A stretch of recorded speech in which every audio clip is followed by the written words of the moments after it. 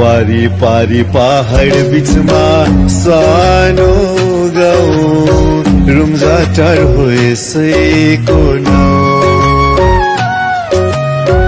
वारी पारी पहाड बीचमा सानो गाउँ रुम्जाटार हो यसैको नाउँ।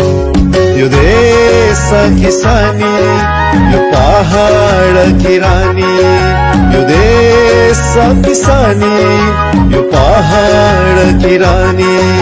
हिमाल झै सुन्दर शान्त छ यो, हिमाल झै सुन्दर शान्त छ यो। हे हे ला ला ला